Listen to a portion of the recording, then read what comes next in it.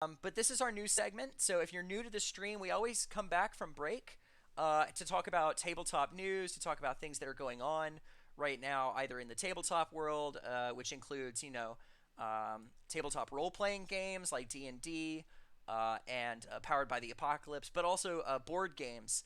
So last time we talked about the Nemesis Kickstarter, which I hope everybody went and donated to, as well as the new free attendance at Gen Con Online.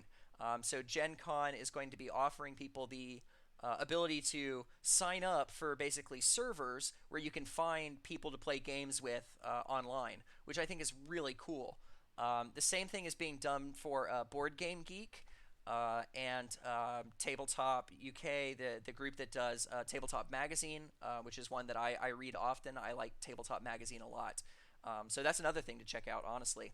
But obviously, we had a really, really big announcement over the weekend.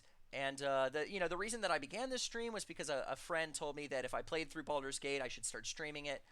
Then, of course, I found the Stand Up to Cancer stream team, and it became like a personal thing for me to use this as a vessel to help raise funds for cancer research.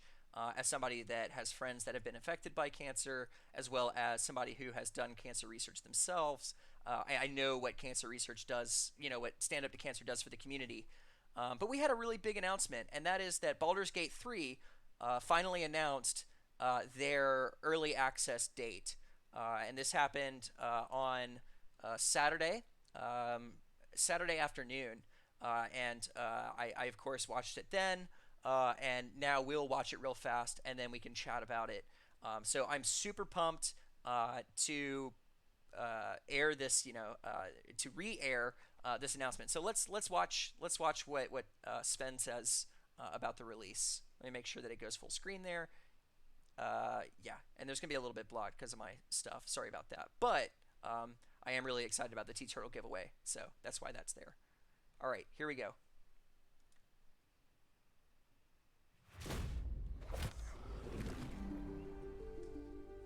Consider your predicament. One skull, two tenants, and no solution in sight. I could fix it all, like that. Try to cure yourself, shop around, beg, borrow, and steal. Exhaust every possibility until none are left. And when hope has been whittled down to the very marrow of despair, that's when you'll come knocking on my door.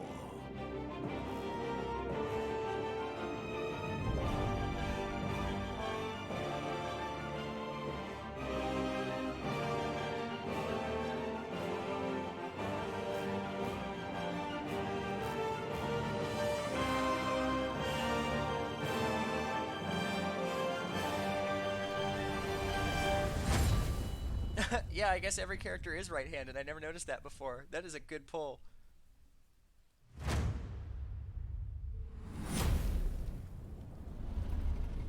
Maybe, which is my favorite part of this whole thing. Sven explains. Ta-da-da! Hi everybody and welcome to community update number 3 for Baldur's Gate 3. I have great news today. We finally locked down our early access content and we decided that we're going to bring Baldur's Gate 3 for the very first time in your hands in August 2020. That's to say, maybe. And the maybe has everything to do, of course, with COVID-19. We've been hit like everybody else in the world. We've been working from home, which wasn't necessarily the easiest thing as game developers because we like to huddle around the monitor and discuss about the things that are happening in the game. But nonetheless, we managed to make a lot of progress since you last saw the game at PAX East. So we think we're going to make it, depending on a couple of things. One of these things, for instance, is our performance capturing and motion capturing. Our people have started returning to the office. We've been recording again. And if we can hit a certain speed in the recording, then we should be able to make it. The game is looking amazing. It is absolutely incredible to see how much progress has been made since PAX East. And I think when you'll see it, you'll understand what I'm talking about. The visual fidelity has increased a lot. And the cool part is that actually we're going to launch the game in August in early access, but we still have an entire development period to go after that. So it's going to look even better by the time it's going to release. You will see things like improvement in combat. We did a lot of changes in how combat flows, how the camera moves, how the initiative system works. All together they make for a much more refined combat experience, which is a lot of fun, I can tell you that. There are changes in the way that we do our narrator. That was something that we had a lot of feedback on.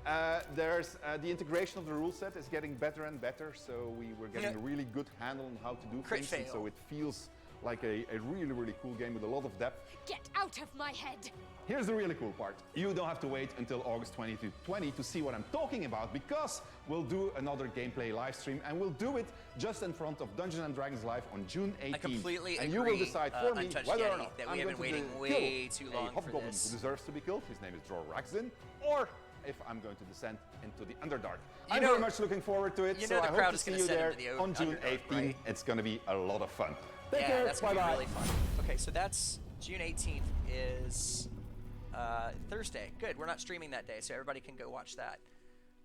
That'll be good. I'm definitely, maybe I'll definitely auto-host that, but all right, let's stop it before it goes into that content. Oh, if I close it though, we lose all of it. Anyway, so yeah, we see several things in that we knew were coming, right? Baldur's Gate was your first.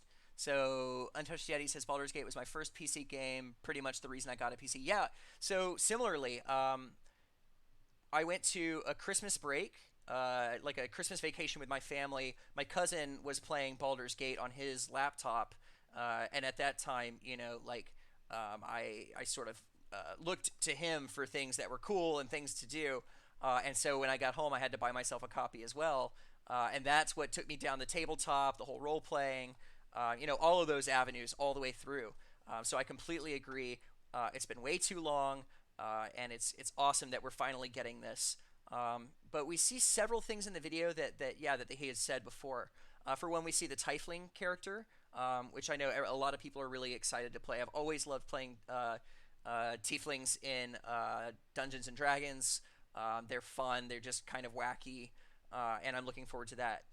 We see Vampire, which we knew that there was a vampire character that was one of the storylines that you can choose to play through in the storyline mode. And there's obviously the elven character, but it's just seeing it now. We're like seeing it all come together. The combat system, which I know is it's dividing for some people. Some of us have always sort of preferred Baldur's Gate sort of real-time play out, whereas this one's going to be more like Original Sin, and it's turn-based. So I know on Twitch that's been somewhat polarizing, but I think the fact that we know that that these developers focus on the storylines, and that they're spending so much time on it to make sure that they get it perfect, is really exciting. I think Larian is going to do an excellent job with it, and I can't wait to see what they do with it. But what are your thoughts? I'd love to hear what you guys' thoughts are in chat. This is a long time coming. A lot of people have a lot of pent-up feelings that are being expressed everywhere on the internet. So what are you guys' thoughts? In the meantime, I'm going to get us back into the game.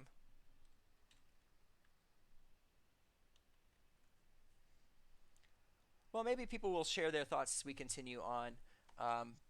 But yeah, I think there's some really cool things to be excited about. I cannot wait until August. Obviously, that means we've got a long way to go in our Baldur's Gate questing before we get there. I would love to get through the whole content. I know we're not going to get through Baldur's Gate 2 in the time that this Baldur's Gate 3 comes out. But I will have upgraded my hardware by then, so we'll be able to totally tackle it. Oh, you know what I forgot is that there's a lag, and so link to the vampire. Yeah, I think the vampire character is the one that I'm the most excited to play. I used to we played an epic campaign for a long time with my friends that was level 20 and up, and the CR adjustment on a vampire character was like 17. So I think I played like a level 3 monk that was a vampire, and somehow convinced the DM back then to allow me to use his bite as a monk unarmed strike, and so there were just massive combos that came out of that. So I love playing vampires, and I can't wait to play through that storyline in the Baldur's Gate 3. That's going to be amazing. Only it came with a bow, like Sven was wearing. I know. So he's wearing like a bow, but there's no character in the video that wears a bow that we see. We also don't see any, and I noticed one person noted this on. I noticed one person noted this on uh, on the Reddit account, and it's the fact that we don't see any scabbards. Like everything that people use, they're just like moving their swords away from their back. So somebody like posted in the comments was like, can we please have scabbards? Because we don't see any character if we go towards the end of that one. And when hope has been... Yeah, no scabbard. They're just always drawing their swords from where they're attached to their backs. Or their torches. This guy too, drawing a knife from his back. So I don't know when they're gonna add. I don't know at what point they're gonna add the scabbards, but they'll get there, I'm sure. But she's right. Sweet Nightmare is right in that every character is right-handed. Okay, we do see a bow. All right. I mean, we knew there was gonna be that, but they're all just appears, sure. But yeah, it'll be based on the 5E rules. If anybody saw the original, any items I would like to have, that's a good question, a really good question. Of course, we have to have, I think the one item we know we have to have is the golden pantaloons, right? Let's see the golden pantaloons from the Baldur's Gate series make a triumphant comeback in Baldur's Gate 3. You know, you get them early on in Baldur's Gate 1. They play a special role in the beginning of Baldur's Gate 2. Let's see those again, just as a sort of nod and a tip of the hat to those of us who played through Baldur's Gate the first time.